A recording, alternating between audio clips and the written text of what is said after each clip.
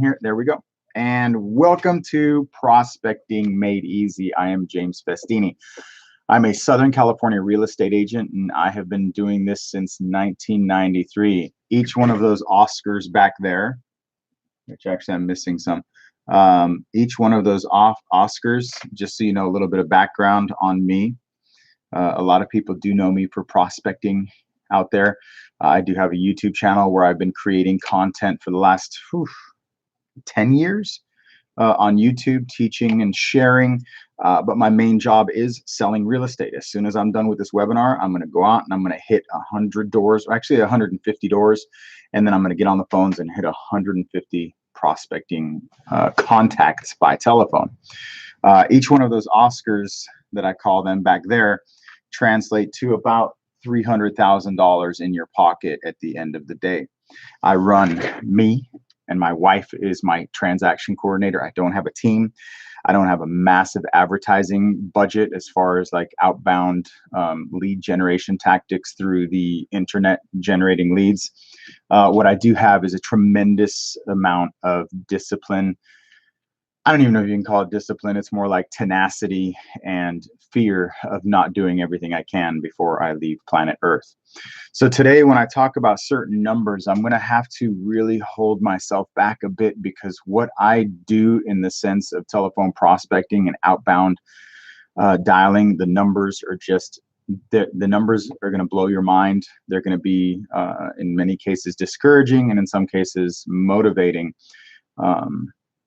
But prospecting in itself is a very lucrative method for obtaining business and getting people to sign on the dotted line.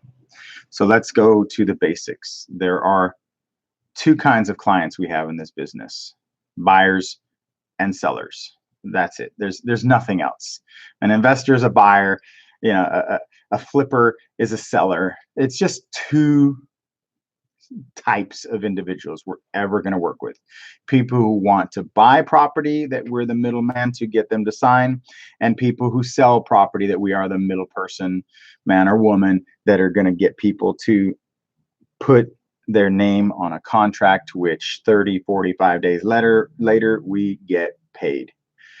Now, depending on your ambition, depending on how much money you want to make in a year, will be directly correlated to the amount of outbound calls and outbound prospecting efforts you're going to make.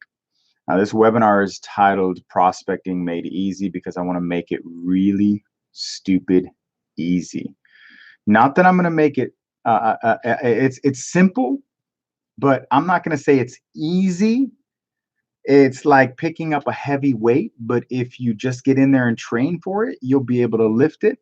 It'll never be easy enough, but if mentally you are prepared to go in and lift that weight, then what is it but to work towards that weight that you're going to lift? Thank you, Real Estate Vet. Drop some money in the kitty. I appreciate that. Again, there's a super chat there if you guys want to throw, $5, $10, whatever. It's no big deal. Just it's paying respects to the godfather of prospecting. Now, the reason I take that title is because I personally make hundreds, if not thousands, of outbound dialing calls every day. If you don't believe it, then you haven't been in my live prospecting room and you've been hiding under a rock, because I do a lot of outbound calls. So the first thing people want to know are, what are the numbers? Right up front. The numbers are, for every 4,000 doors that I knock, I get a listing. That's 4,000 doors. Now, does that mean you're going to go out in your territory? Now, again, a lot of these numbers, again, that I throw out are going to have to do with 2018, Southern California, James Festini. From there, your DNA and your location, individual results will vary. And I have people who get a lot better results than me in other areas. My average price range in my territory right now is about 900 to $1 million. So I'm dealing with the upper end properties. So if you have a lower average price range, then you can be expected to have a higher turnover, unless you're in a really not highly populated area. So there's a lot of pieces that are involved, moving parts, in trying to figure out what's your number. People will come in all the time and ask me, James, what what is your turnover? What sort of results should I expect from telephone prospecting? Giving you a background on that, in 1992, I started as a telemarketer for my parents. They were also real estate agents.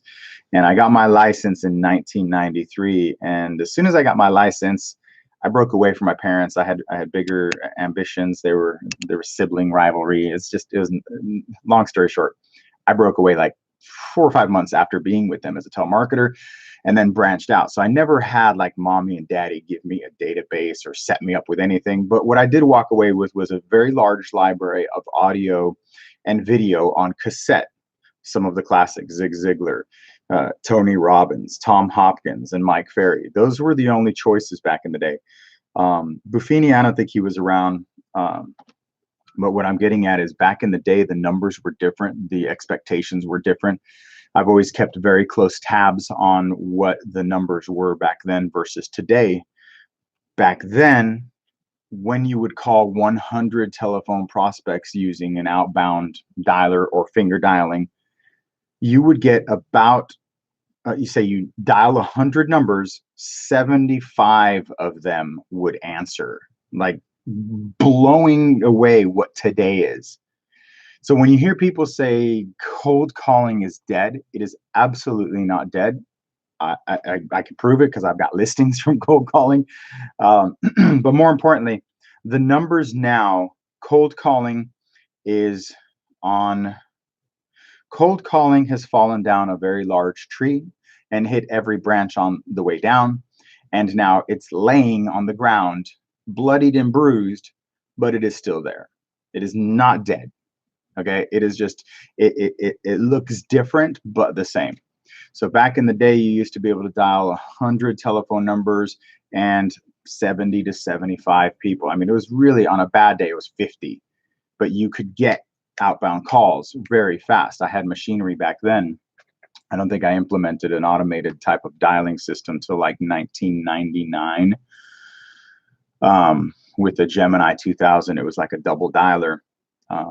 And then I was able to make easily 500 outbound prospecting calls in one day, in very short time, like 4 or 5 hours, and get my 100 a day. So going back to 1993, when I started, it was all about generating as many outbound calls as you can, and the ability to pick up the phone and schedule an appointment with an individual who's a complete stranger, right? And then setting an appointment was a lot greater back then. However, I was also not getting 9 out of 10 of the listings. 1 out of 4 listings, appointments or presentations, I would get. So if I was setting one appointment or a day, I would probably pick up 1 listing a week. So I was doing a lot of running around and setting appointments with people who weren't totally qualified. That leads to today. What are the numbers today versus back then? Today, I'm much different when it comes to what I'm willing to call a lead and what I'm willing to do as far as going out to someone's house and setting an appointment and walking into a door. So in many cases, I'll set 1 appointment a week, maybe 1 appointment in 2 weeks.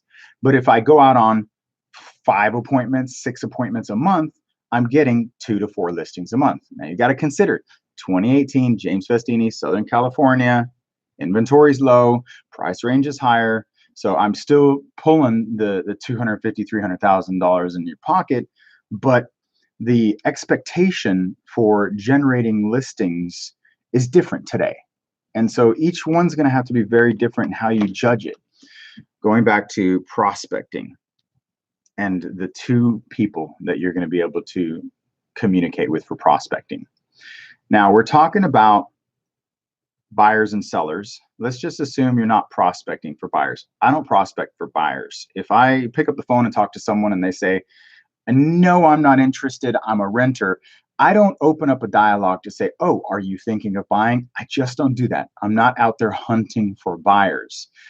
Now, I do open houses, and if buyers walk in, then that's a higher degree of motivation. But I'm not going to blindly call looking for buyers who are renters. It's not my thing. I'm looking for listings. That's listings. Like I sell 40 houses in 1 year. 35 of them are listings that I've taken under contract, and 5 of them are buyers, but they're only buyers that I've generated from the listings who I sold their house and they want to buy another house. There's a lot of control that you can have in this prospecting game. And the name of the game is listings. Have you ever heard of that? Here's what I say. Real estate is a contact sport, and it is a numbers game. And the name of the game is listings. You heard all 3 of those together? I've put them together, and now it makes sense.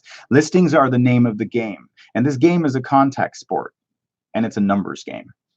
So the amount of numbers that you go out with will return with results at the end of the year. Prospecting made easy. The reason I wanted to talk about prospecting made easy, I have never had call reluctance. I personally have never had a fear of picking up the phone and talking to a complete stranger.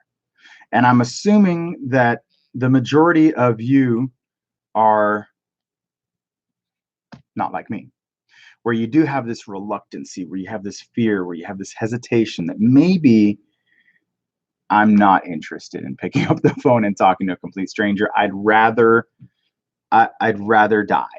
You know what I mean? There's the biggest fear, they say, is getting up on stage in front of people, right? Getting in front of a crowd. But I would then say the second biggest personal fear would be outbound telephone prospecting. But what if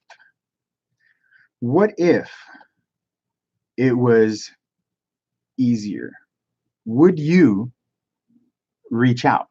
Would you pick up the phone? I mean, put in the comments below. Would you pick up the phone and call people if you knew it was possible? Would you make an outbound cold call if there was no rejection?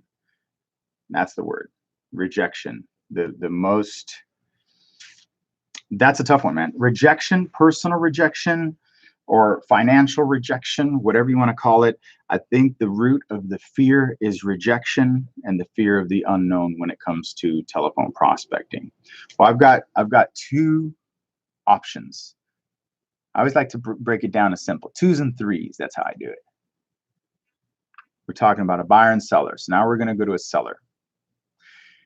If we were to dissect the source of income in residential real estate to being actively engaging in a belly-to-belly, face-to-face conversation, because at some point you're going to be meeting an individual who will pay you to sell their house. I'm not going to talk about buyers. Buyers will happen. We're going to talk about where these 2 places come from. Where do we get sellers? How do we generate a name and a number of individuals that we're going to speak to in this universe, this day and age? And I will argue until someone proves me wrong that there are only 2 ways to get a listing. You ready for this? And I'm going to tell you, but I think it's physics. I think it's physically impossible. It would defy the laws of science if there was another way. You either go out and get it, or it comes to you. That's it. And no matter how many different sources, Zillow, Trulia, Realtor.com, door knocking, cold calling, for sale by owner, expireds, sign calls, up calls, bus benches, you've got your stuff on the carts at the store, you're at a social network, you're wearing your badge, somebody recognizes you, everything that exists to connect you with the person who will pay you at the end of the day only come from two sources. You going out and getting them and bringing them in, whether you put them into a CRM or a database, or you just put them into your phone book and you start showing them properties, or you go to an appointment. There's only 2 sources. You're going to have 2 places. You go out and get it, they come to you. Now here's the thing. One of them has thousands of ways to do it, and the other one has only 2 ways of going out and getting leads. The first one that gets thousands of ways is waiting for it to come to you. So they come to you, or you go get them. Come to you, go get them. If they come to you, Zillow, truly realtor.com, Facebook advertising, open house, they come to you. These 2 methods are called passive and active. So passive and active are the 2 methods. Well, I'm going to focus on active because this is called prospecting, and prospecting is only one thing, passive or active. It is not passive. Passive is, and please in the comments, I would be very curious to find out if you have put in the comments if you think that there is any other way to get a listing besides outbound or inbound, or inbound, outbound. So passively meaning you have a farm and they come to you. Passively meaning you're out in the street, someone says hello and they come into you. They make the first contact and you receive it, or you go out and get it. So there are thousands of ways to passively go out and get listings, and there are only 2 ways, no other, for you to go and get listings. There's never been another way invented for you to go out and get a listing. Here are the 2. Ready? By phone and by the doors. Now rack your brains real hard, because I've been on this mission to find another one, because I'll do it.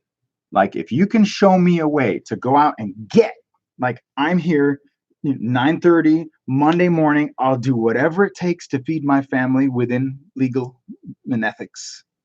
I'll do whatever it takes within my power and my discipline and my strength and my mouth and my muscle and my mind, my feet, my back, my knowledge, my skill, whatever it takes to go out and get a listing, like within my control. Only 2 ways. Can't find another. And I know some people are like, well, open houses. I think that's the only one people have ever disputed, are ways to get listings that are active. It is not active. Going into an open house and sitting and waiting for 6 or 7 hours for someone to come to you is passively waiting. It is probably the closest to active you can get, because you are opening up shop, you're putting up flags, people will come to you, but there's no other way. Okay, so now that we've gotten that out of the way, there's only 2 ways to generate leads on an active basis: telephone and the door. How do we make this simple? How can we make, and this goes for whether you're a lender, whether you're selling Melaleuca, Shackley, Amway, real estate, everything, whatever industry I would ever consider being in, it would still be an expectation based on my effort. That's it. You're going to have an expectation based on your effort, your outbound effort. So we're narrowing down the path. We're not working with buyers, path closed. We're not working with passively waiting for people. By the way, passive is expensive. Oh my gosh. I think it's a minimum of $500 a month to passively wait for leads to come to you. And I don't think that's even possible. If any of you guys are spending $500 a month or less, let me know on generating incoming inquiries from a source that hasn't been you spending $500 a month on a farm for the past 15 years. That would be, obviously, those work. I'm not saying none of those work. I'm just saying, if you want to get business right now, like, I want a listing today. Me, James Festini, I want a listing today. What can I do to get a listing today? I can't sit here and wait. The gods are not listening. I've prayed, I've done a rain dance, I've meditated, I've burned incense. It's just not happening. So I got to get extreme. I got to go out and find it. What are the 2 ways? The doors and the phones. Cold calling and door knocking. Cold. Now let's break down the varying degrees of where these people are. Where are the degrees of outbound prospecting? Now let me give you a gray area. You spend money on Zillow, Truly Realtor. Let's just call it online real estate inquiries. By the way, I'm on a mission to spread a very important message. Never call an internet inquiry a lead. When you sign up or pay for Facebook, Realtor.com, any online source that you give them money and then you get something in your inbox that says, I'm curious about XYZ, unless they say, I'm interested in selling my house at 123 Main Street, that's not a lead, okay? That is an inquiry. And even that one, I'm telling you, I've gone through 26 years I've been doing this. It's not a lead. It's an inquiry. I mean, we're talking the days of Home Gain, housevalues.com. Those, when they pinged up and said, I'm interested in the value of my house, I still didn't convert them. And I got at least 50 inquiries that have said, I'm interested in the value of my house, that are still not converted. They're there, and they haven't sold. So what are those? Are they leads? What is a lead? Let's now start getting it. That's a big question. What is a lead, and what is an inquiry, and what is a contact? These are the three results that you're going to get when you're out there. And I'm going to make this easy, but I've got to explain to you kind of like the back end so that I set your expectations up. You see, the real estate industry, they say that 85% of you will be out of the business within the next year, but many of you won't even know you're out of the business for like 2 or 3 years. You still call yourself an agent, but you're not, okay? This business is not for everyone. It is for those who are willing to go out and get it, or who find the magical solution to have it come to them. I haven't found it. I'm looking. But even if I found it, which I have actually, it just costs too much money. I know, like, if you guys are interested in generating internet inquiries that are easy to convert or convertible, and you got $5,000 a month to spend on it, call me, DM me, say, hey James, I got $5,000 to spend on generating internet leads or internet inquiries. I can't even stop saying it. We're so programmed to think that someone who comes to us is a lead. It is a suspect. It is a prospect. It is just above the telephone book. You dig? So the 3 results that you can expect from an outbound attempt, whether it be at the door or on the phones, the only 2 ways. Again, I'm hoping you guys rack your brains to find the 3rd way. It doesn't exist. On the phones or at the door, let's just say there's 3 possible outcomes of that conversation. Yes, no, or nothing. I mean, nothing. They don't pick up the phone. They are a renter. They don't speak English. Mommy's not home. You dig? This is the third. This is the 3rd one. That there is no result. It just kind of. So let's talk about when I'm picking up the phone. Hi, my name is Agent. I'm with company, and I was calling to see if you had any interest in selling your house. That's it. Was that easy? Was that simple? We're going to talk about my script. That is the gold of this seminar, is my script. It is stupid easy, 0 rejection, if your expectation has been properly set up. I was saying that 85% of the real estate business, they say 87%, I'd say like 90% of the real estate business, the industry, is out within the 1st year. But I say another 80% of that 20% that exists gets flushed down the toilet when the market tightens up. I mean, really, if you saw how many licenses were issued over the last 10 years versus how many transactions are happening, that 80-20 rule, you've heard of that, the Pareto principle, that doesn't apply to real estate. I know that it's more like 95% of the business in real estate is done by 5%. Absolutely. And other people will agree. So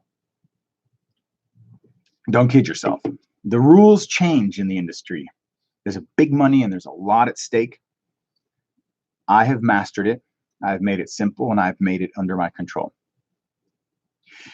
If you are willing to do whatever it takes, I can help you.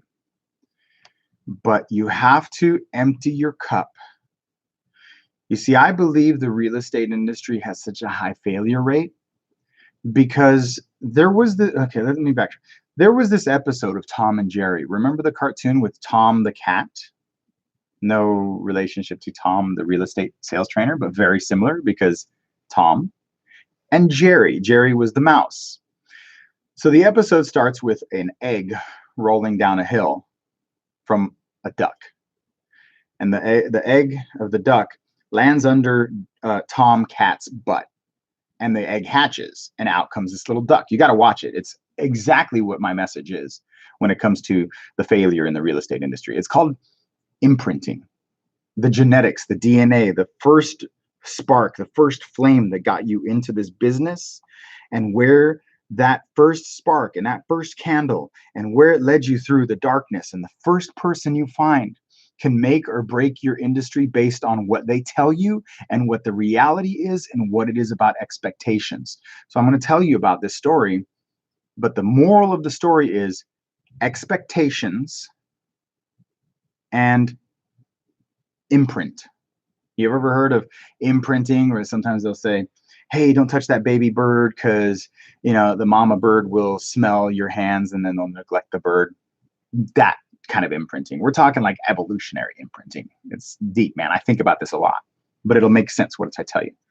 Can I get a thumbs up, by the way, if you guys are liking what you're hearing? If you have any questions, I'm getting deep here. This is good stuff. Trust me.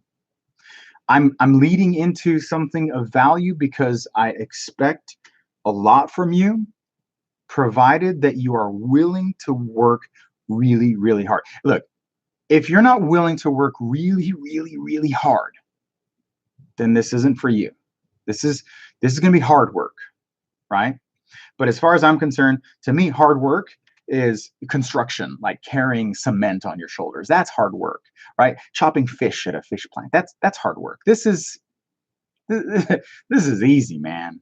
This is easy. So would you rather not, would you rather not be in real estate? Go do something else. Or work really, really hard for 1 month and take the year off. I mean, why not? If your goal is only to sell 5 houses in a year, then why wouldn't you sell 5 houses in the first 2 months and take the year off? Holy cow, right? God, my goal is to sell 30 sides a year. If I could sell all 30 in January, oh man, would I have a good time February to like December. That's just the way it is. So work hard, it'll pay off. The real estate business is not like come in, crush it, and leave. The real estate business, this is a marriage. This is a long-term commitment. This is a very long game. Okay. We are going to be doing this for a long time. So when you come into this business, it's a marriage. And when you come in, it's an imprint. It's love at first sight. And that's what I'm telling about that Tom and Jerry story. It's love at first sight, imprints, branded impressions on who found you, on who's your daddy, who found you on the first day. And I hope it was me. And I hope that some of you found me within the first 2 or 3 months of your real estate career and then been like, that's it. This guy's for real. I'm going. But if you're going to coach surfing, where you're like, I'm going to watch YouTube here, and as soon as I'm done with this seminar, I'm going to watch this, and bada boom, bada boom. If you're going to do that, it's the equivalent of going to mass and then going to the mosque and then going to the, it's like becoming a Buddhist, Jewish, Catholic, Muslim. By Monday, you're like, I don't know if I'm going to hell, heaven, or I should just wait here for, the apocalypse, or if I'm just going to walk on water. And it would be just, and I truly believe that's how it is in the real estate industry. You can't have that many people giving you advice because it's bad. So if it's not me, find someone else. But if it's someone else, then don't break away. I listen. How about this? If you find me and you like me, trust that I am actually looking at other avenues, and I do listen to other gurus, and I've been raised on the masters, but I'm giving you my message as if I am, the translation of what is probably going to work best for you, because I because I walk the walk and I talk the talk. And those things, you can't buy them on eBay.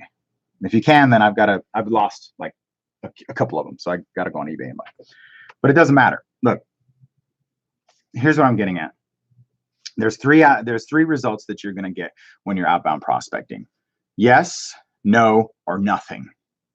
So let's narrow it down to yes or no. Now, in the no, it's no. That's it. Now, the last one, the yes.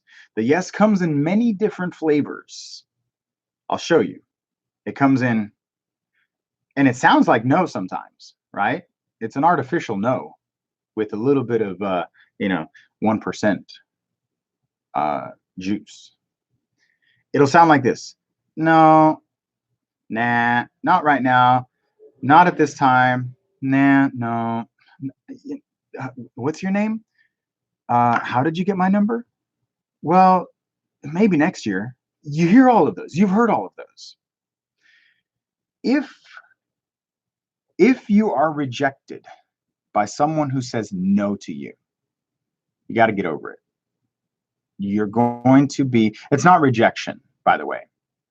If you called, 20 people and said, hey, would you allow me to cut your right finger off for charity? Most people would be like, no. Why? Because they don't want to lose their right finger. Even if it's for charity, they're not interested. That's not rejection. That's just a fact, an outcome. The end result of someone not interested. Because they're not interested does not mean you're a loser. Because they say no does not mean you should go hang yourself. It just doesn't work that way. So let's get past the rejection not being rejection. You want to know what rejection is? You want to know what rejection is? When you wake up in the morning and you roll over to your significant other and you're a little frisky and they say no, that's rejection. Okay. And if you can get over that, the rest is easy. When you go to your kids and they say, do you love me? And they say no. If your kids get mad at you and say, I hate you, that's rejection. It's backed up by hormones, but it's still rejection. That's rejection. The only person who can reject me are the people I love. Okay. And my love and the people who reject me are not based in financial gain or rewards. It's based on the heart. Am I getting too meta for you? So if you could just extract rejection. So there's two places this rejection is going to happen. It's in your heart or in your wallet. Rejection by wallet shouldn't hurt. It sucks, but it's in your head at the beginning and it's in your wallet at the end when you get the listing, but it's not in your heart. And so rejection of the heart is far different. There, we've extracted the emotional element of these rejections. Does that make sense? So can we all from this day forward acknowledge, even in the comments, say it's not rejection. It's no longer rejection. From this day forward, if I ask somebody if they care for my services and they say no, that it's not rejection. Now, what if they say yes, but not with you? Is that rejection? No. There's only two reasons that you'll ever be rejected by somebody who's interested in selling real estate. Thought about this, guys. I've thought about this. Two reasons why people would reject you. So you're at church, you're at an event, and someone sees your logo on your shirt, and you're like, and they go, "Oh, how's the market?" And you're like, "Hey, the market's great. You in the market? You thinking of buying or something?" Like, "Yeah, we're actually going to be listing our house, in about 2 weeks. So I just thought I'd ask how the market is." And you're like, "Whoa, this is my, we go to church together. We've seen each other in the aisles. Why aren't you using me?" There's only two reasons why people would ever reject you, why that would happen. You ready for them? Love and money. Love and money. Now, love isn't I love you, hugs and kisses, but money's money. There's only two reasons why you would ever lose a listing. There's only two reasons why I ever lose a listing. And it could be a combination of both. And it could be higher or lower levels of motivation. And it could be higher or different levels of, acceptance and rejection based on love or money. So here they are, love or money. Why would anyone ever reject you? And you're like, how is this prospecting made easy? Because I am trying to re-imprint. It's no longer rejection. And once you understand the emotional consequences of prospecting made difficult, it will become easy. And I'm doing this like Jedi mind trick to help you understand, to unlock the matrix and have you understand the reality of the situation so that when you do it, it will make so much sense that you could never look back. Like if you saw your friend walk on water, you'd be like, this changes everything, right? Like if it just changes especially if they're not a magician, right? You'd be like, what happened? You ever see something where you're just like, my mind is blown? You don't see those things. Miracles. I'm trying to perform a miracle here, for crying out loud, to try to get you guys to no longer feel the emotional connection to an individual saying no, they're not interested. So here are the two reasons why someone would tell you no, they're not interested in you. Now remember, the three outcomes: yes, no, and nothing. Now we're back to yes and no. Now no is gone. Now it's yes, but not with you. As you see, are you seeing how like brilliant my scientific breakdown? Can I get an amen? The breakdown is there's only two reasons, no other reason. And again, argue with me, debate this with me, because I am in this never-ending pursuit to try to find out if there is another reason why I would be personally rejected. And it's not love or money. If you guys can throw out something else. It's always two. Only two ways to go out and get leads. There's only two ways to get someone to sign a contract. There's only two ways. So at the end of all of this, we're trying to find you and someone else money. Okay? Money. I'm trying to like as make this as like do as possible. You, client, money in between. And I'm just trying to shorten that path. And if I could shorten that path, but it's still a marathon, I just have to know the finish line. I'm cool with training and I'm cool with going the distance. I've just got to run now. Now I have to run. That's all there is to it.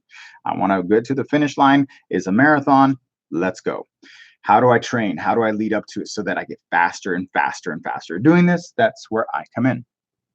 So, two reasons why an individual would ever reject you personally: love and money. Love. Love is a bond. Love is a connection. Love is the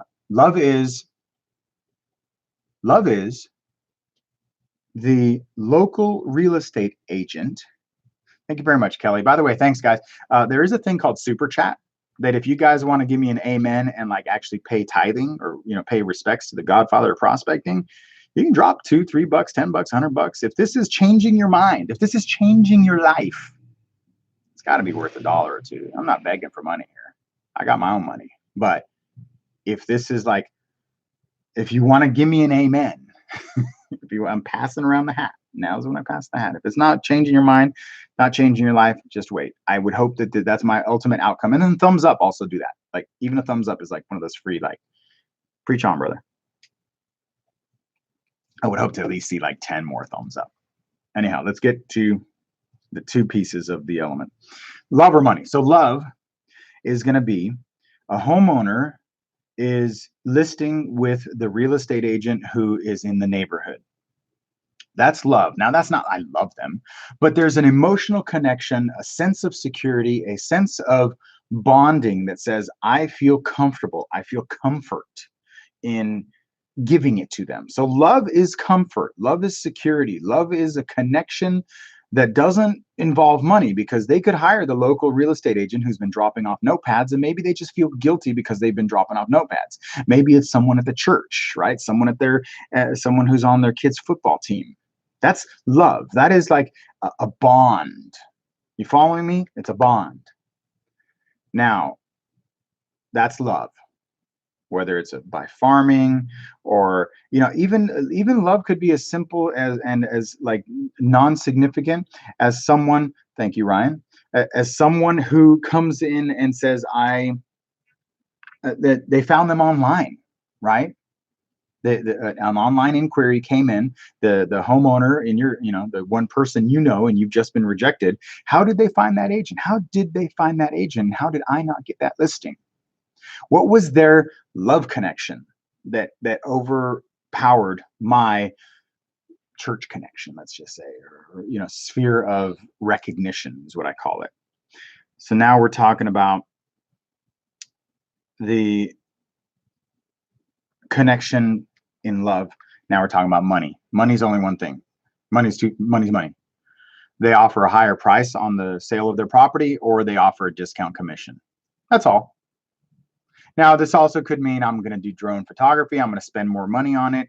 There's a financial incentive for the homeowner to go with that person over the person that maybe they know or kind of love. Now, let me tell you something. You can't, it is very, very hard to overcome love. Love is stronger than money. So if you get a homeowner who isn't totally in love, but values the money, you can get the listing. For example, and I make no secret about it, I'll discount my commission if it means getting the job. It is what it is. It's 2018.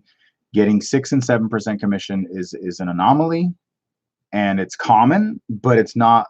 I'm not going to stand my ground and lose a listing in my farm because I'm not willing to discount. Whatever that number is, doesn't matter. You always have a minimum standard by which you will go. So I'm out door knocking 4 weeks ago, and I'm out door knocking, and some guy opens up the door and goes, "Yeah, but we already have an agent."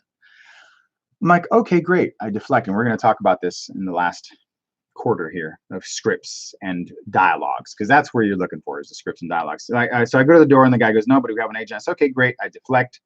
I throw in a thumbtack. I retract. I say, "Okay, when will it be available?" "Well, I'm going to be listing it, in the next couple of days." I'm like, "Okay, great. Do you have any idea what it's worth?" "Well, it's worth about XYZ. And I say, "Well, look, I actually just sold one around the corner, and I think your place might be worth a little bit more." What am I doing? I'm trying to test whether or not their love for this other agent can be shaken at its foundation. Can I get in there with money? I just sold one around the corner, which was true. I just sold one around the corner, and that sounds kind of low. Where did you get that price? "Well, we talked. I'm like, "All right. Hey, look, I don't want to step on anyone's toes, but is there any chance I can get in there? I know this is strange for me to come out of the blue, but I really think that maybe you could be leaving money on the table. Not only that, I'm willing to work out a discount on the commission, but more importantly, I think you might be leaving money on the table. Is there any chance we can meet?" Looks at his wife. He goes, "Okay, in." Friday night, I knocked on the door. Saturday morning, I'm signing a listing agreement, a slight discount in the commission, and the listing price that I recommended, which I thought was a good price.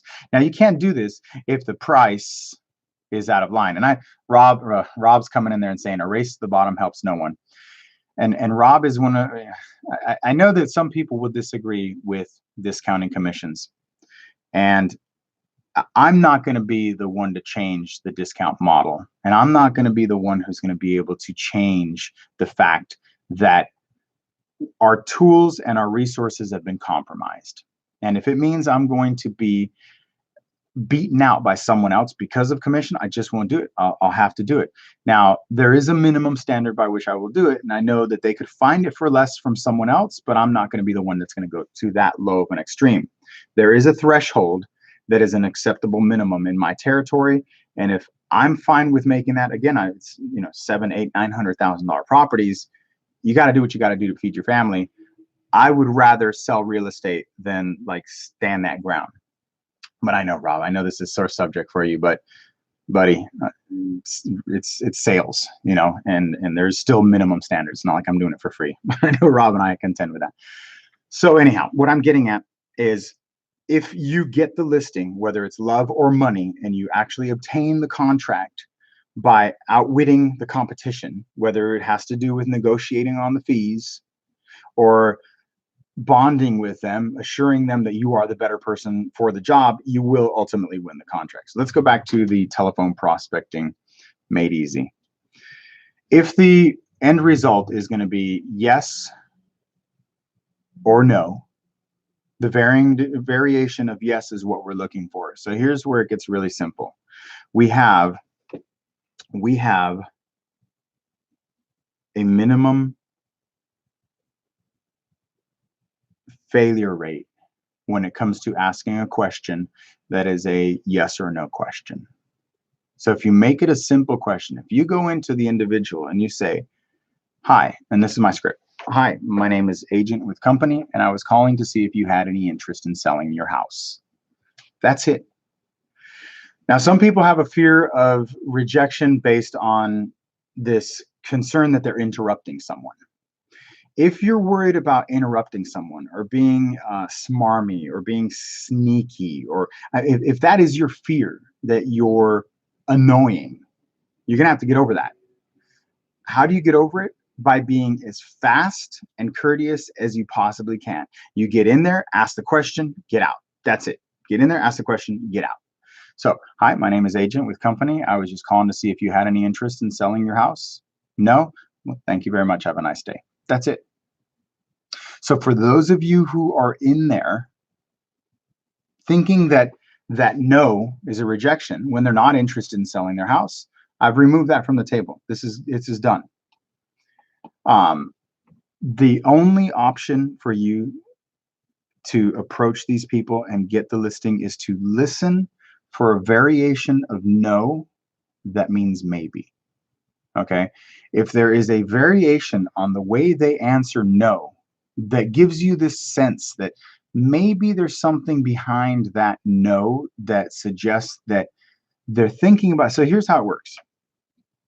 It is nearly impossible to get a knee-jerk response without hearing something else. And once you realize this, you're going to start recognizing the patterns in people's tone and their tone of voice that will once you know this exists, you're going to start seeing it. So hopefully this next couple paragraphs here are going to change the game for you.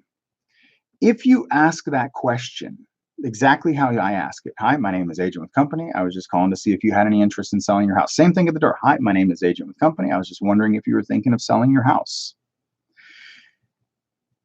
It is impossible for them to think. So here's what happens. Let's say someone is a no in their head. They're thinking to themselves, no, I'm not thinking. I'm going out feet first. So what they're going to say with their mouth, what they're going to think in their head and say with their mouth and use their lungs to project that sound wave coming out of their skull is going to be no. It's going to be a hard no, a committed no, a certain no. And then there's going to be the ones who, when you knock on the door or on the phone, you call and you say, hi, my name is Agent with Company. I was just calling to see if you had any interest in selling your house. Now, most people probably only hear my name is Company, which I say company real estate. So they think real estate, thinking of selling your house. Like the ability to hear what the hell I'm saying when people pick up the phone. I think very few words come through. You know what I mean? I don't think people really hear everything you say. So if you're calling them with a direct question, a very simple, very direct question. Hi, my name is Agent. I was just calling to see if you had any interest in selling your house. And they say, and they're thinking in their head, no, what? No, what? That's so weird, man. Actually, I was thinking of selling my house, but this is so weird. What a coincidence. No, I'm not. No, I am thinking about selling, but who is this guy? No, you will hear that. Did you hear that variation in my voice? That they were thinking maybe yes, but they say no, but that no cannot come out of their skull any other way than this singing or this inflection or this variation in their voice that says no. So when you hear that, and it's crazy because I have people who Once they do it, then they're going to be like, I never noticed. And I will, when I have like the one-on-one students, we'll be on the phones and I'll listen to your calls when you hire me to do one-on-one coaching, which I do in a limited basis. When I listen in on your calls, I will hear in their voice what you don't hear. But if you're trained, or if you're aware, or if you're even slightly curious to like be ready for that, what I'm doing is I'm expecting a no. That's all there is to it. That kind of question, they're gonna say no. Let's get it out in the air, right? Everyone's like, that's it. I get people in my room all the time. They're like, James, dude, how's anyone? Does that even work? Like, yeah, it works. That's my Oscars right there. It works. It's called method acting. I'm the character and I listen. So the does it work? Absolutely. Can it be trained? Definitely. But you have to be anticipating, you have to expect a no, but anticipate a variation of no that means maybe. And when you get that, here's what happens. Here's how it becomes easy. I know, and many other people who are part of my mafia, or support my methods, I know that the number of outbound prospecting calls, let's say 100 times you speak to someone.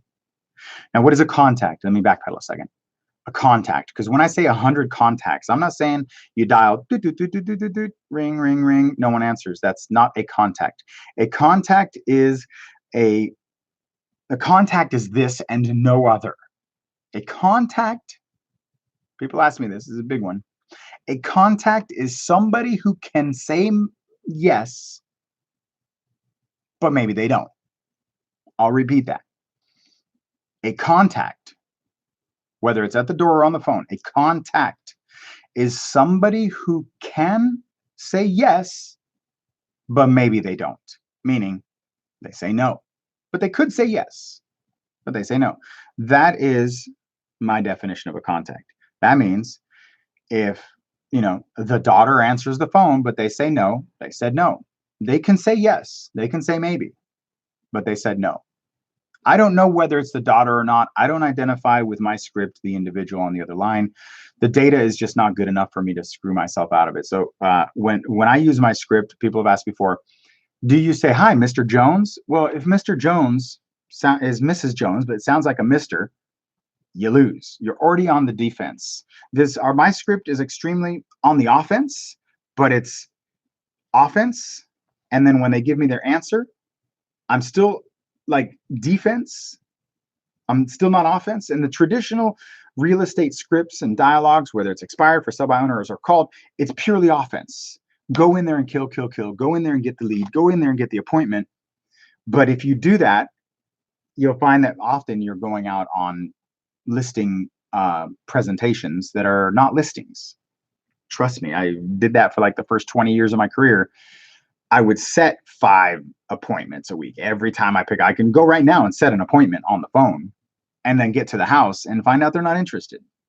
I go out there to get the listing. So if my numbers are lower, but I get the listing, I'm cool with that. So a variation of no that sounds like maybe requires one other add-on, and that is the add-on is, do you think maybe later down the road you'd reconsider? Now, what I'm doing is very specific.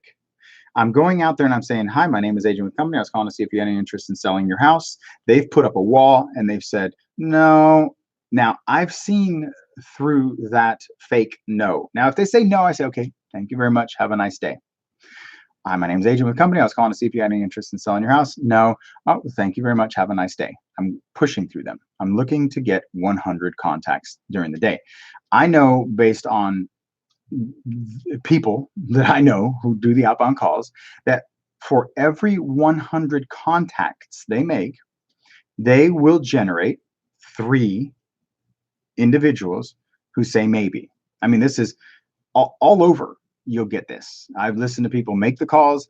I've seen the numbers come in. There's these formulas, these specific numbers that are 2018, right? That are for every 100 numbers that you dial, 6 people will pick up. That's called a 6% pickup rate. This is all over the states. I see other people who share with 100 numbers dialed, 6 people pick up. I told you in the beginning of this webinar, back in 1993, 94, 95, I actually found a little cassette recording of an outbound prospecting session that I was doing. I didn't have a date on it, but I'm guessing it was easily 1997, 1998. And you can hear the phone ringing. And I had like this little home recorder where you hear the phone ring and then you'll hear people pick up. And I shared it once in one of my live rooms, and we were all like, "Whoa, they picked up! Whoa, I mean, it was," and that's where I got, that 70% of the people, because I was able to hear a recording. See, back in the day, I never paid attention to how many outbound calls it took and what the rates are for pickup. I just dialed and went through it.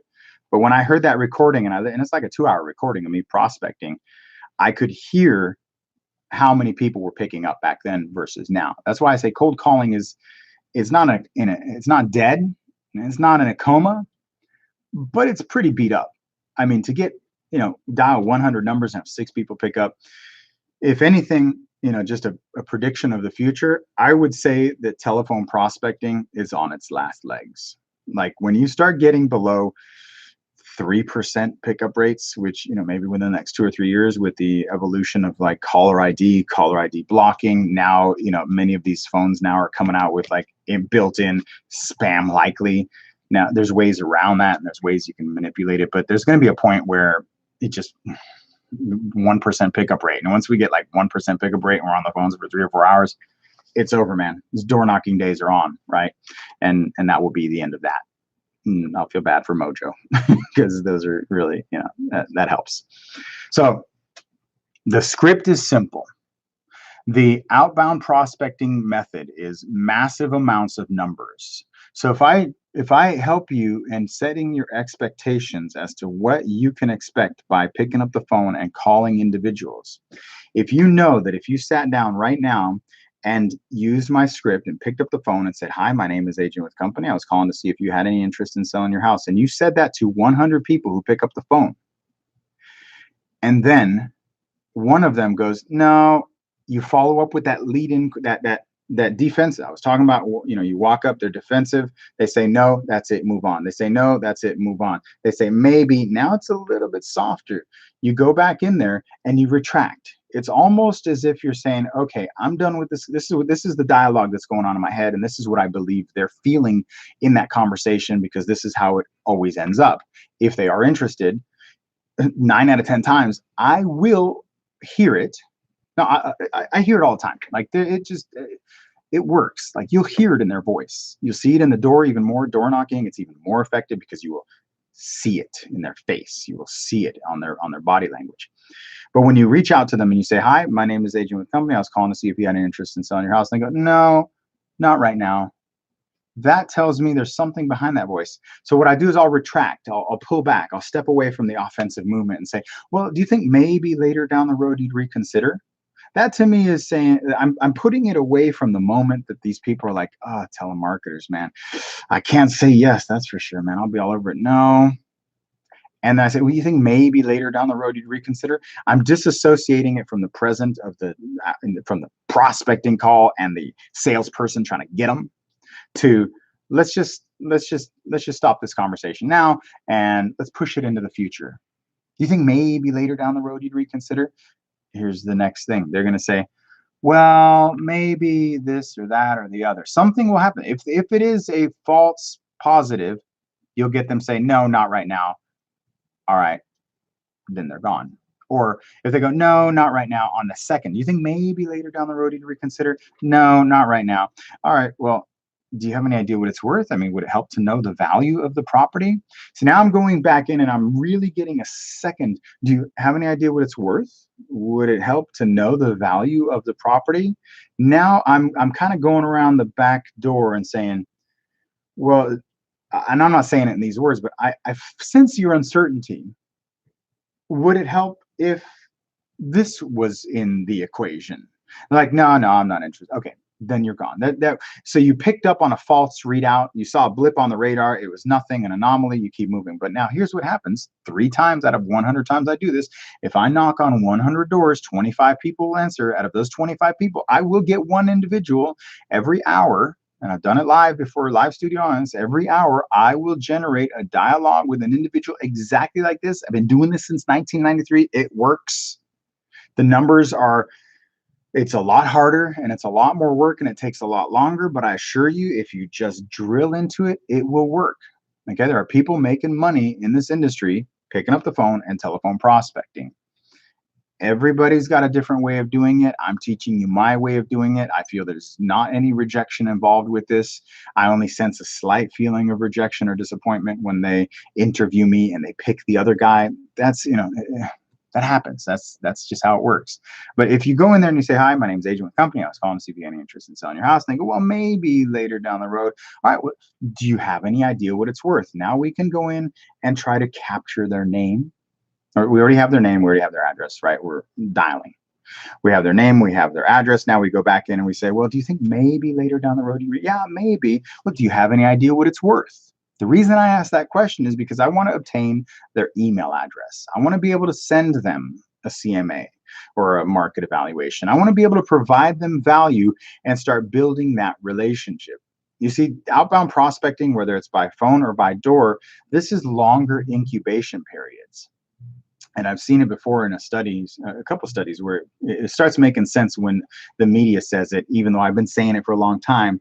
When someone writes an article or brings it out to my attention, I'm like, yeah, that's what I meant.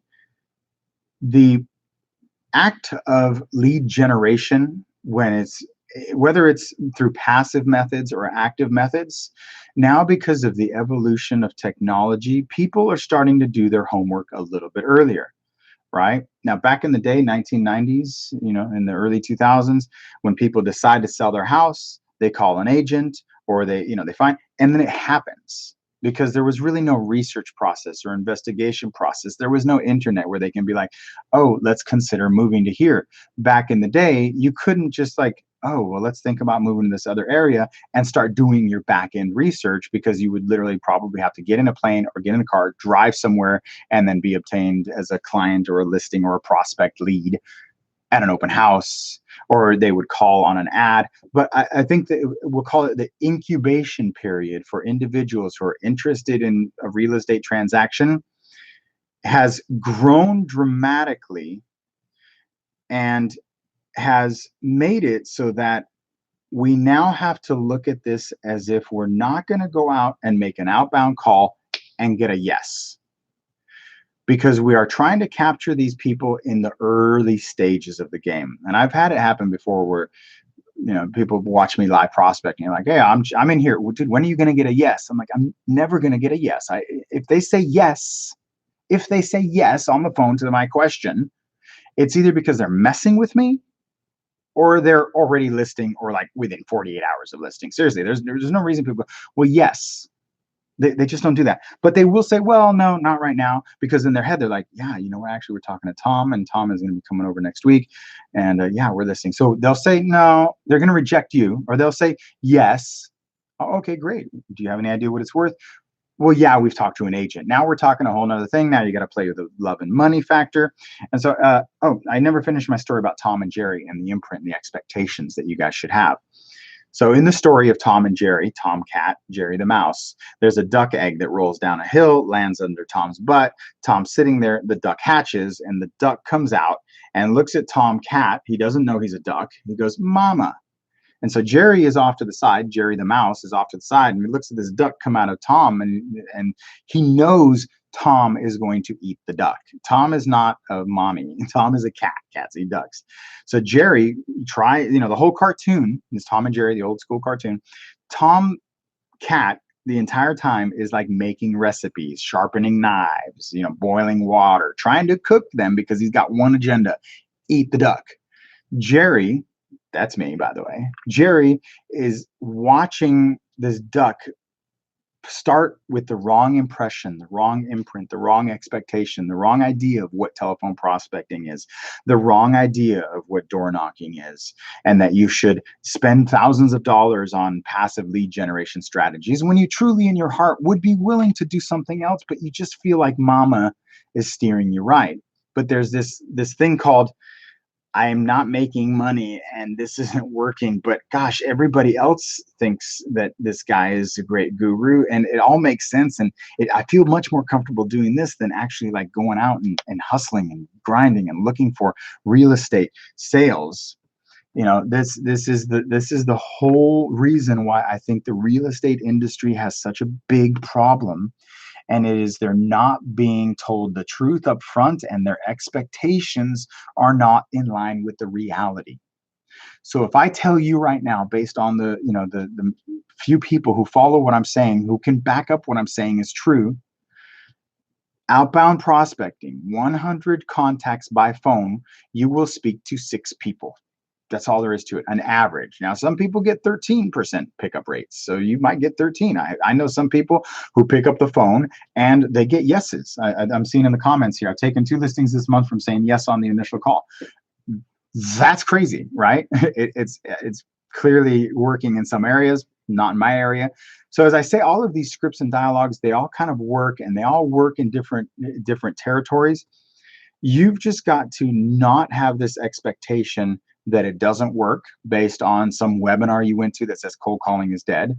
The people who will sell you on it doesn't work are probably the same people who are trying to sell you advertising for their other agenda, right?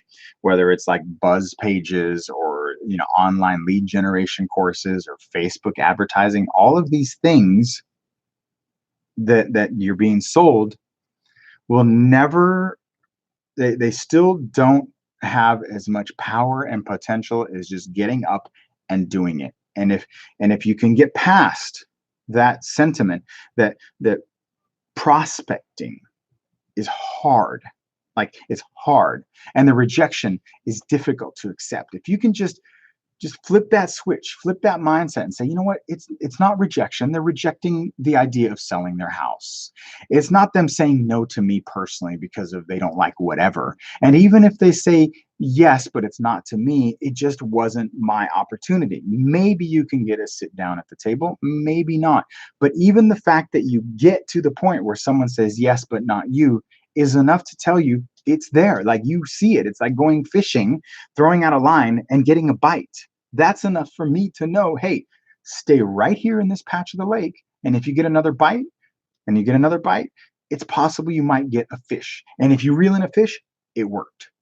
But if you're standing there at the lake and you're spending thousands of dollars on this, whatever, and it's 2 or 3 months later, and you still haven't really gotten a tug, but it kind of might feel a tug. And backing up, if you think that a tug means an inquiry, that's really a very, very hard, it's a real hard pill to swallow when it comes to, is that really a lead? Is it really the best use of your time and money? I'm not saying it doesn't work. I'm just saying that each and every guru has a formula.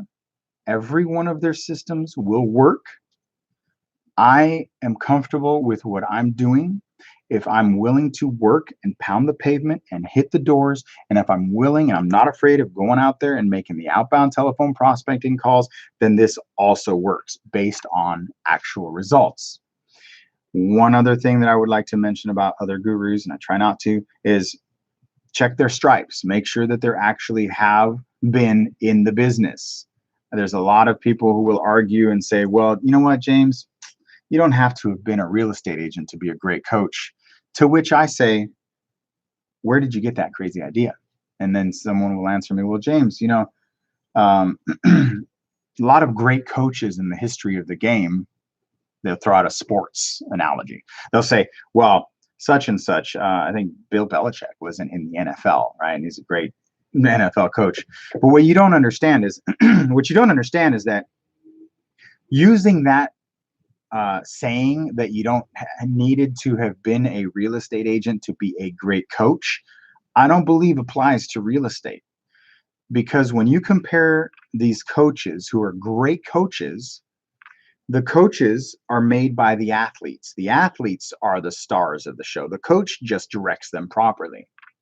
So you're suggesting that these coaches who are in possession of these athletes, whether it be the NFL or the college level playing, what a lot of people don't realize is that Tom Brady was in Little League and flag football and travel ball, and his mommy and daddy took them to game after game and private lessons and coaching and training and travel ball and all this. There was like 15 years of skill, and then they meet the coach.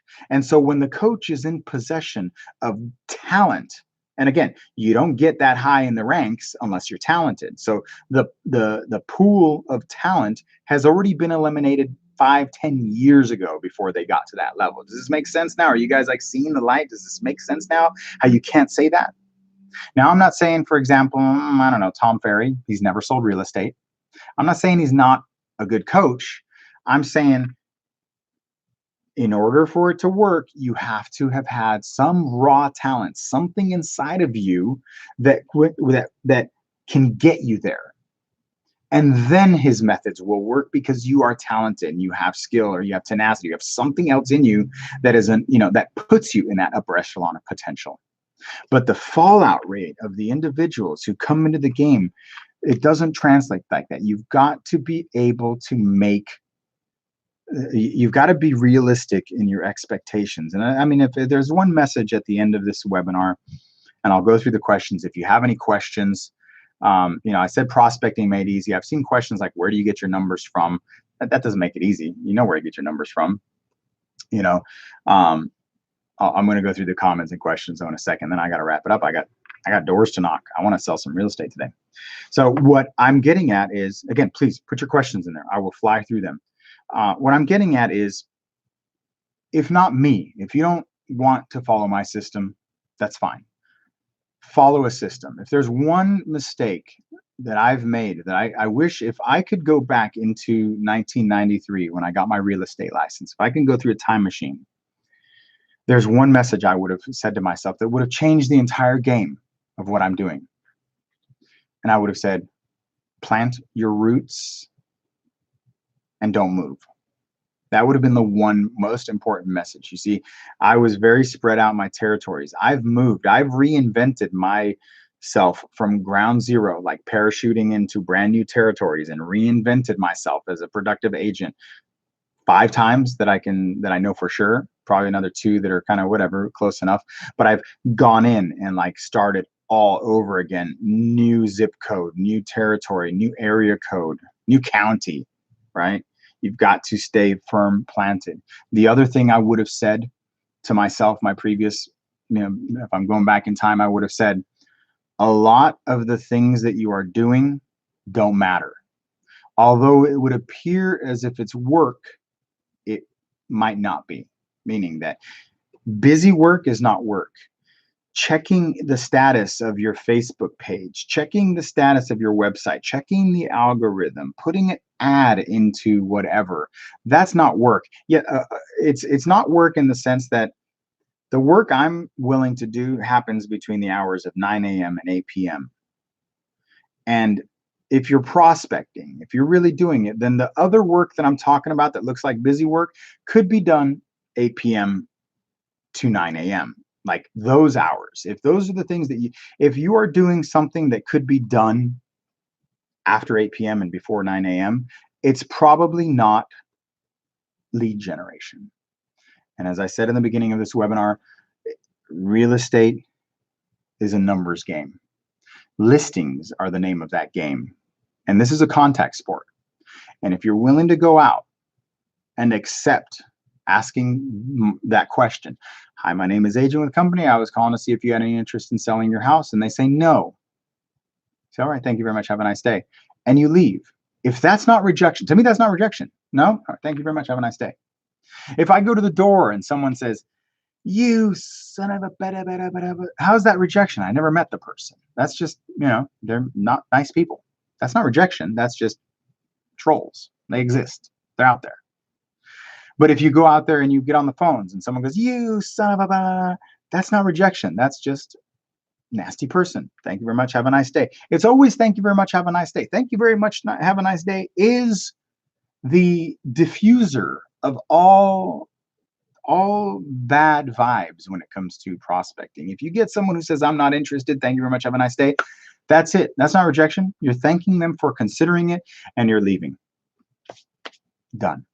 If you can see that, if you can feel what I'm telling you is the truth. I have no agenda here. I would like to tell you the truth and nothing but the truth. I want you to do this. My objective here is just for you to say, I'm successful because of James Festini and what he says. And this is my philosophy. So if you're not going to follow me, follow someone else. Don't come in here if you've got another method. If you have another coach that you're paying, don't come in here. Please don't. You're doing yourself a disservice, and it's disrespectful to your coach to follow my methods or to even watch. Because if they are not giving you what you're looking for and you're coming here, then what are you doing over there? If you're going to, the Mormon church and you're not feeling it, then you need to go be a Catholic. And if you're not feeling it as a Catholic, you need to go check out Muslim. And if you're not feeling Muslim, try Buddhism. But don't dabble. This is dabbling. If you got a good coach and they have all the scripts and objections and dialogue, follow them. Whether it's Tom, Mike, Brian, whoever, it doesn't matter. Just stick to one individual and follow them religiously. Make sure you study their material, but don't float, man. That's one of the biggest advices I can give to any one of you is they all work. All of their methods work, but they only work if you apply yourself to it.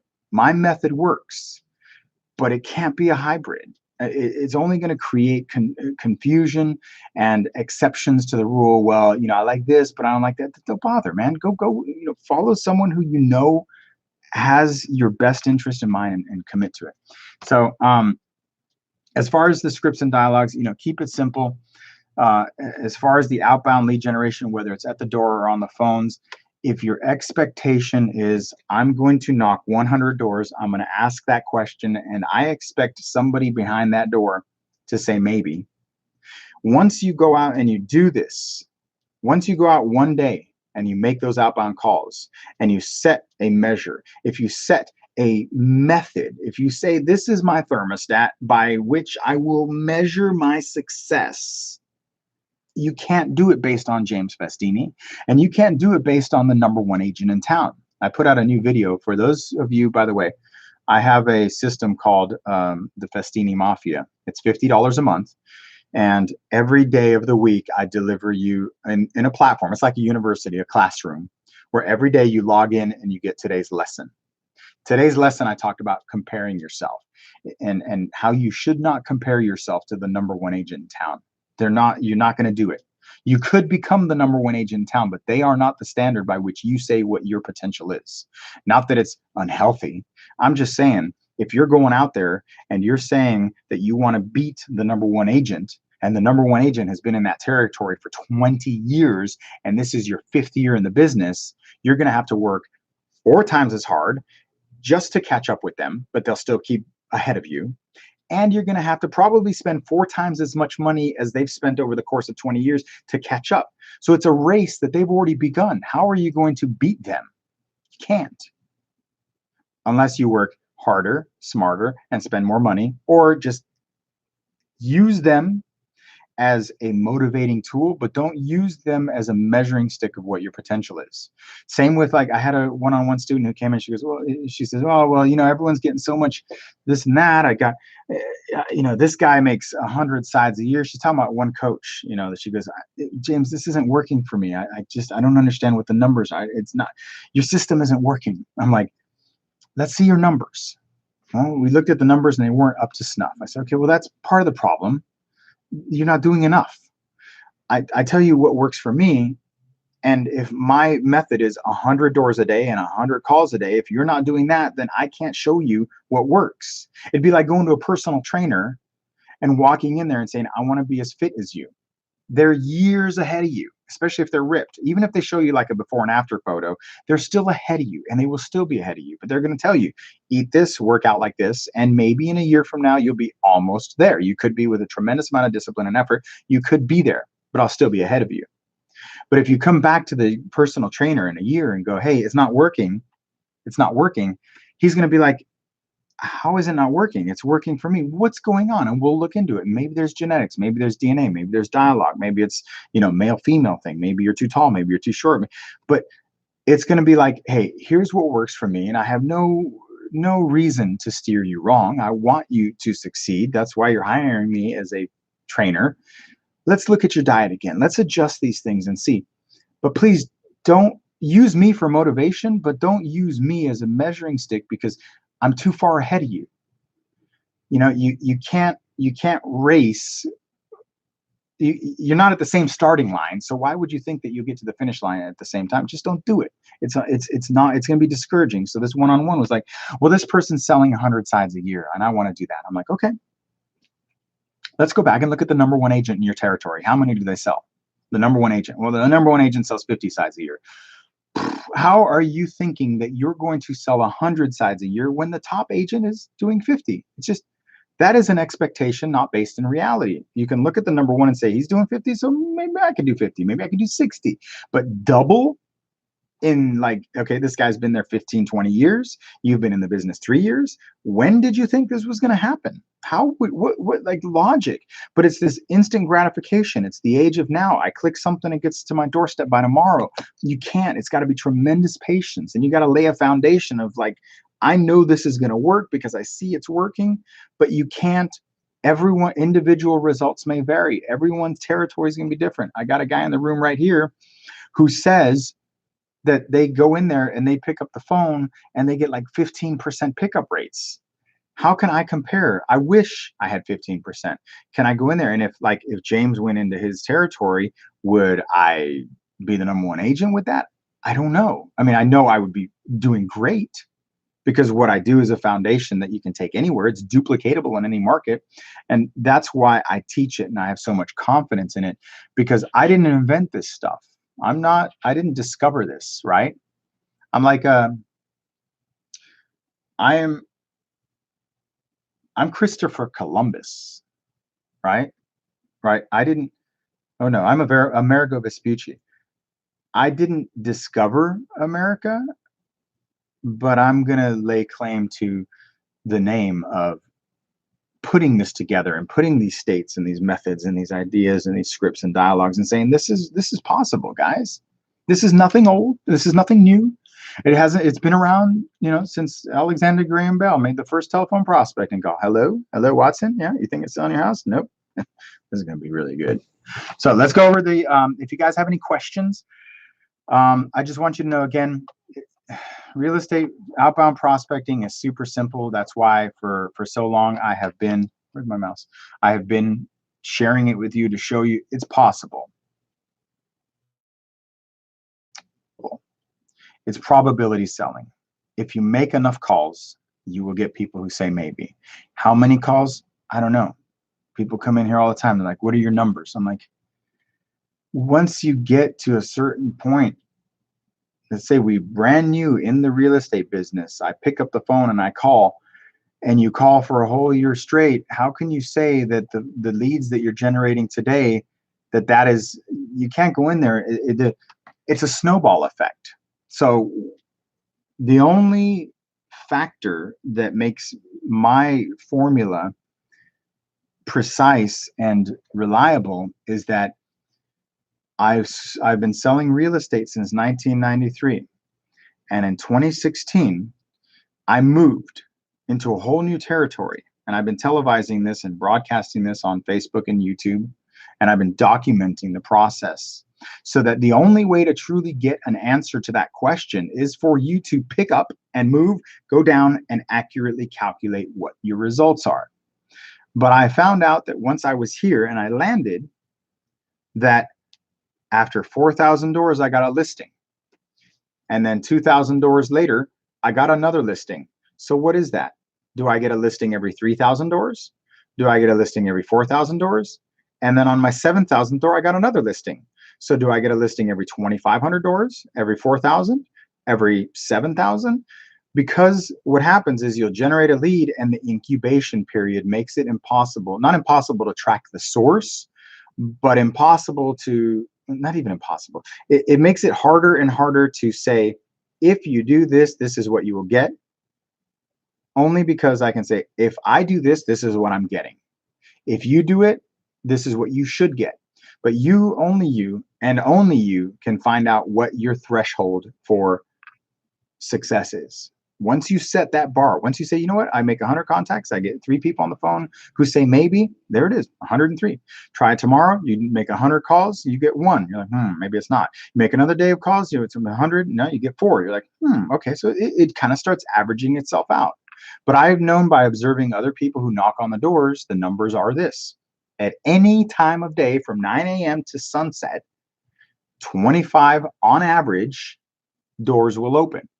So you can go out and door knock right now, 25 doors will open. You go out and door knock at 4 o'clock, 25 doors will open. Sometimes it's more, sometimes it's less, but it's always the same. I know right now, if I make 100 outbound prospecting calls, 3 people will say maybe. 6 people, 100 outbound prospecting calls, 6 people answer. Sometimes it's 8, sometimes it's 4, sometimes it's 6. You follow what I'm saying? So you got to find your own. You've got to set your own expectations. So in the grand scheme of all of this webinar, prospecting can be easy if you set up the right expectations and you eliminate the idea that it's rejection.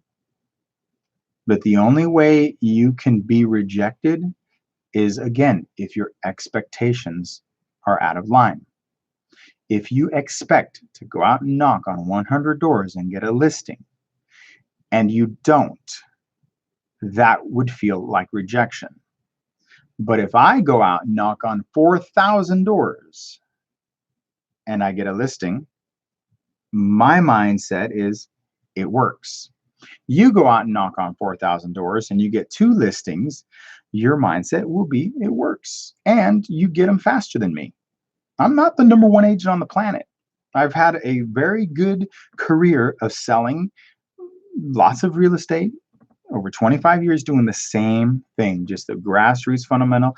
I'll observe and I'll watch and I'll study the other variables of how I can generate leads. Don't get me wrong, I spend a couple bucks on Zillow. I spend a couple bucks on Facebook ads. But does that keep me from picking up the phone and door knocking? Absolutely not, because it's in my control. I dabble in all of the other arts so that I can go back out and say, guys, here's what works, here's what doesn't work, here's what I'm finding. $1,000 on Zillow might get you something. $1,000 in Facebook ads might get you something. Hours, 7 hours of prospecting will get you something. Expectation, reality, here it is. Individual results may vary. Man, I'm giving you guys way over time, an hour and a half. So let's go over the questions real quick, comments. Hi, who's here, by the way? If you have any questions, fire them up, because I'm done. I got to go door knocking. I put too much into this, but you kind of expected it, right? Ryan, Christopher, thank you. 100% would do it. Yeah, Christopher was probably talking about, would you be willing to go out and pick up the phone if you knew there was no rejection? Well, hopefully I've made sense to you that now there is no rejection. Ask a question. If they say no, that's not rejection. That's just not interested. Move on and keep going, and you'll find someone that will say maybe. Don't expect anyone to say yes. If you get a yes, hallelujah. You get yeses in your territory. It works over there. I used to get yeses a little bit more, but now it's always maybes. My incubation period is a lot longer. Michelle Diamond says, I don't understand where you get the phone numbers to call. Mojo Selling Solutions is a good source of phone numbers. If you are interested, DM me or email me, james@jamesfestini.com. I'll send you a link to get in with Mojo. Yeah, just make sure you ask if you're interested in putting it together. I can help you.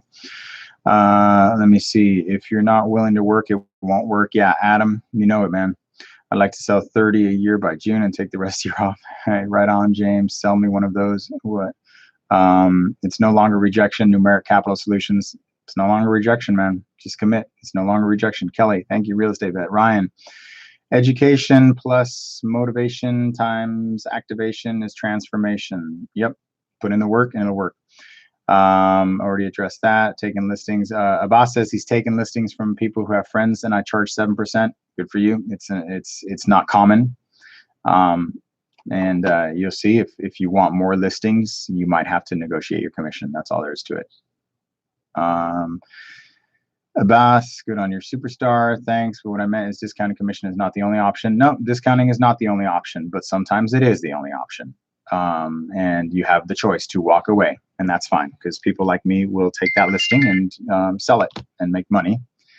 And if you've got an automated system and your system works and you can make it efficient, then again, discounting, I don't have a problem. There's a certain minimum, and we're all going to get there. And as much as I'd like to be the one who changes it and says, no, this is the standard, so long as our value continues to diminish based on the technology and the evolution of technology, sorry, I can't not feed the family because I have I'm going to reject it, especially if it's in my backyard. A lot of that has to do also with, when I do discount, will also be based on my location. If it's right there in my backyard, I've got, the discount doesn't, when I get my sign in the yard and I'm holding an open house and my name and my face are in that neighborhood, and I get the sold sign and I pick up another listing, that far outweighs the discount, because I'm getting my name out there. For me, it's like I'm buying the branding on it. I'm buying the ability to go in there and marketing. So yeah, there's a lot of logic behind it. It's not just like selling myself for cheap.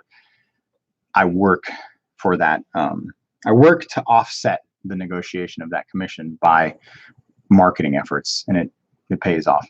The more calls you make, the more rejection you get. It gets watered down because you realize they're not rejecting you, just your idea. That's right, Brian. They're not rejecting you. They're rejecting the idea of selling the house. That has nothing to do with you. Exactly. Don't focus on the rejection. Keep the focus on getting the appointment and serving the seller. That's right. Way more painful at the end of the day, not making calls, than not getting. It's a numbers game. Real estate agents make the best coaches. They know the market trends and what you're going through, and can hone your skills and give the best guidance rather than just regurgitate their system. Yeah. Tom, I think he's talking about Tom Ferry. Tom is good at selling a system. Yeah. A remake of the MFO. Yeah. Yeah. He's a great coach. Don't get me wrong with Tom Ferry. Dude is freaking like off the charts when it comes to like a speaker and a talented like performer. I'm just always surprised. Well, it doesn't surprise me how damn popular he is, but it's just, it's just weird.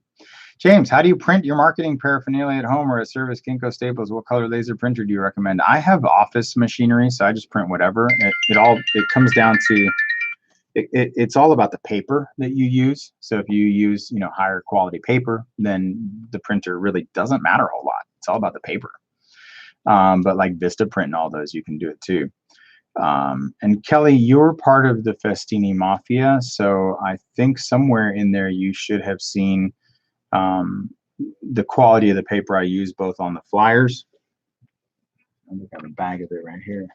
Quality of it's all about the paper. The printer doesn't matter if the paper is good. In many cases, printers are really good with the right paper. True 9 a.m. to 8 p.m. Steve Bracero. Do you add sellers to Corfact? Yes, if they're interested, I do. Ego is not your amigo. You can pay thousands a month for a billboard spot, or take some listings and put some signs in the ground. That's right. James, you're the first coach I've heard. Kyle Gacion. James, you're the first coach I've heard to say what I've been thinking. I'd rather discount my commission than get no listing, especially if as a new agent. Yeah, I mean, the discount thing, it is what it is. I just can't emphasize, like, it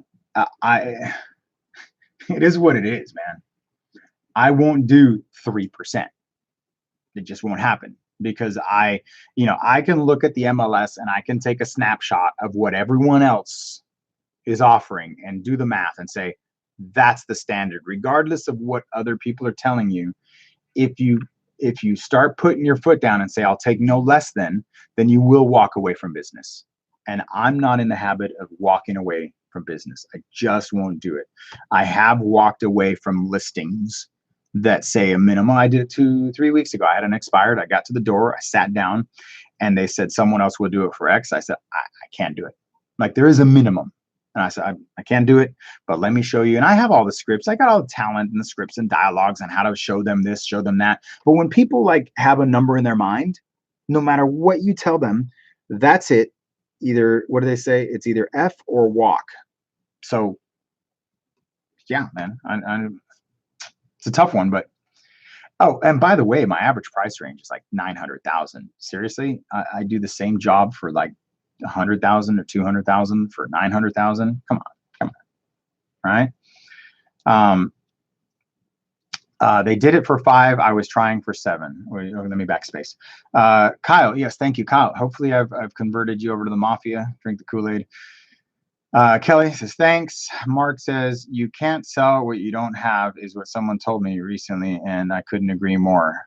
Mark is probably talking about discounting too. So yeah, I'd rather get the listing than not, but I personally, individual standards will vary. Do what you got to do.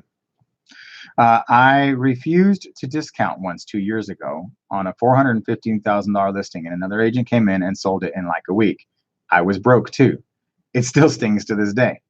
Yeah, again, and I know we're like Rob and Abbas. I'll just get it out on the table. Rob and Abbas are big, fearless agents, trainees, and I know Bob Leffler in particular. I don't know his history. I don't know his methods. I hear it's very similar to mine, but they have a standard of 7% commissions. That's totally fine, but no doubt about it, if you and I were on a listing presentation against each other, and I discount it, I will list it. And you might not. You get it at 7%, I lose, so be it.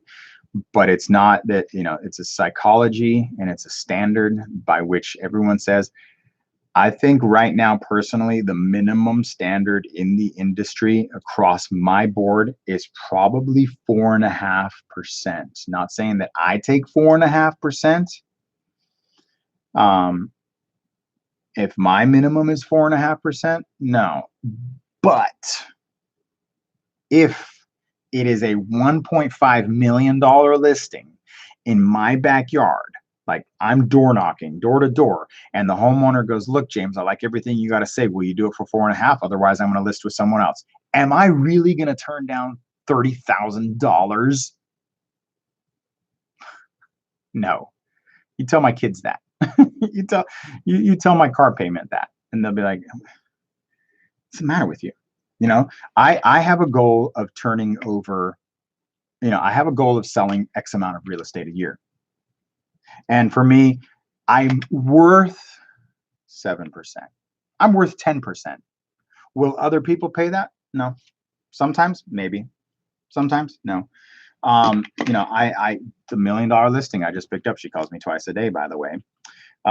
She signed the contract, 6%. And she's an ex-agent, signed it, no negotiation. Said, oh, what's the commission? 6%? Yep, that's it. And so when I discount the commission, it doesn't mean that I work less. When I get a full commission, it doesn't mean I work more. I give it my best for each individual. I like to say that they pay me based on what they think I'm worth. And I tell you what, I had a listing 3 months ago that I listed at a discount. And I do this all the time. All the time. When I serve above and beyond, I negotiate, this is something I've never really mentioned.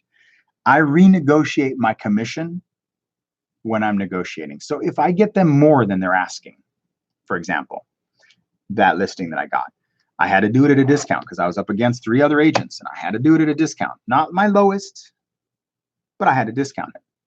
Towards the end, though, I got the guy $10,000 more. $10,000 more in the asking price. And I said, hey, man, and I helped him buy another house. So if I turned it down, between the buy and the sell, I made $40,000 on that transaction. Had I turned it down, I would have made 0. Because I negotiated my commission a little bit. I got the listing. And then during the negotiations of the transaction, I told them, I said, look, I've gotten you this, I got you that. And they kept telling me, and I knew it was coming. When they say, man, you're doing great. Oh, I love you. Halfway through the transaction, I don't have a problem saying, hey, man, remember when I discounted the commission? I understand why you did it, but do you think that maybe I earned that 6% or that 3%? Do you think I earned it? Not often do they say, yeah. I say, okay, great. Think I can get that back? I mean, I got you more than your asking price. I go, here's the difference. I'll show you. I go, and it's, you got to do this thing where it's like, I really don't want to say this. I don't want to do this.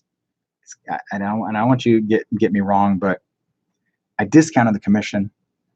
You saw how hard I've been working. I've done like 10 open houses, and I got you 10,000 more than. And so I try to resell them based on my performance and renegotiate my contract, and I got it back 5,000 more because I asked that question. I got them 10,000 more on the asking price. I got them their next house for like 10,000 more. So in their mind, they made $20,000 by using James Festini. What is it to them to say, you know what, you are good. Thank you, man. I really appreciate it. Again, I don't feel right asking, but sometimes I have to try, and they're like, all right. And then you get it back. So consider that as a viable possibility. You win some, you lose some, go get some. Anyhow, on a final note, ladies and gentlemen, join the Festini Mafia. I've got two things I offer. Go to James